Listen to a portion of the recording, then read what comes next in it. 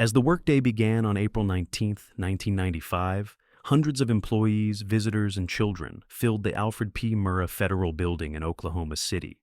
Little did they know, at 9:02 a.m., a 7,000-pound bomb sitting right outside would detonate, killing 168 people inside the building.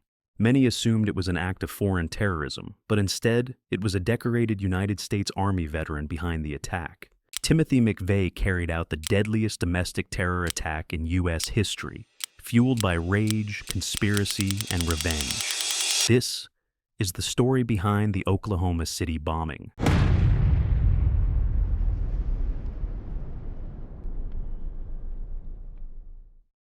Timothy McVeigh was born on April 23, 1969, and raised in the small town of Pendleton, New York, a quiet suburb not far from Buffalo. By the time he was 10 years old, McVeigh had already developed a fascination with firearms and survivalist ideology. As he moved into adulthood, he briefly enrolled in a local college and bounced between various jobs, but none held his interest. One constant, however, was his deepening obsession with weapons and self-reliance. This passion ultimately led him to enlist in the U.S. Army at the age of 20. As a teenager, McVeigh had harbored a fantasy of becoming a hero who would defend America from foreign threats, and he thrived during basic training. A 2001 CNN report noted that he received the highest possible score for an infantry recruit. He even performed so well during a live fire exercise that he was invited to try out for the elite special forces. But before that could happen, the Gulf War broke out in August 1990. Though McVeigh was awarded multiple medals, including a Bronze Star, he returned home feeling emotionally depleted and disillusioned, especially after failing to make it into the Special Forces.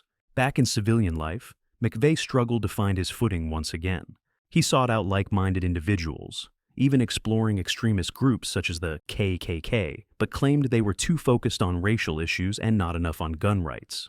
In August of that year, federal agents surrounded the home of Randy Weaver, a white separatist who had been caught selling illegal firearms at Ruby Ridge, Idaho.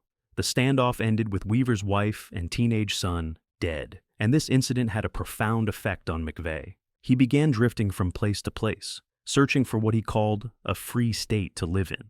During this time, he frequented gun shows, selling survival gear and far-right literature like the Turner Diaries, a violent novel beloved by neo-Nazis that includes a bombing of FBI headquarters.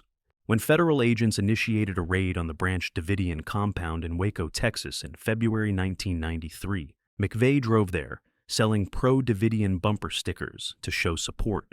The siege ended in disaster on April 19th, when the FBI stormed the compound. 76 people died, including leader David Koresh and 25 children. This was McVeigh's final straw against the government, and he decided that he had to act. He began planning what would become the deadliest act of domestic terrorism in U.S. history. The date of April 19th held symbolic weight for McVeigh.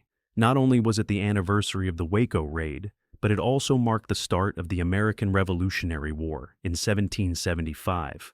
It became the day he would carry out the infamous Oklahoma City bombing. Alongside his former Army buddy Terry Nichols, McVeigh spent months preparing. They gathered materials for a homemade bomb, including large quantities of ammonium nitrate fertilizer and diesel fuel. Their target?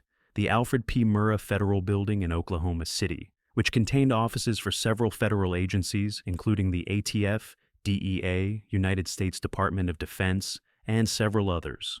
On the morning of April 19, 1995, McVeigh drove a rented Ryder truck loaded with a 7,000-pound bomb and parked it directly in front of the building. It was just before 9 a.m. on a Wednesday.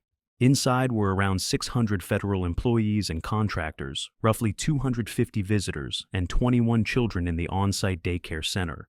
McVeigh locked the truck, lit the fuses, and walked away. At 9:02 a.m., the bomb detonated.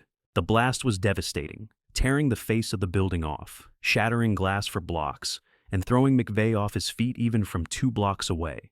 The explosion killed 168 people, including 19 children. Only 6 children in the daycare survived. At first, authorities suspected foreign terrorists, as the attack came just 2 years after the 1993 World Trade Center bombing, but soon the investigation pointed elsewhere, somewhere closer to home.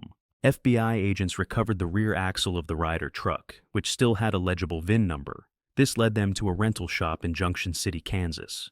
Witnesses there helped the FBI identify Timothy McVeigh as the man who rented the truck. As it turned out, McVeigh had already been arrested, just 90 minutes after the bombing. He had been pulled over for driving without license plates and was found carrying an unregistered concealed weapon. Investigators eventually tied McVeigh to the attack through forensic evidence, including chemical residue on his clothing. McVeigh stood trial in 1997. He was found guilty on multiple counts and sentenced to death. His co-conspirator Terry Nichols was sentenced to life without parole.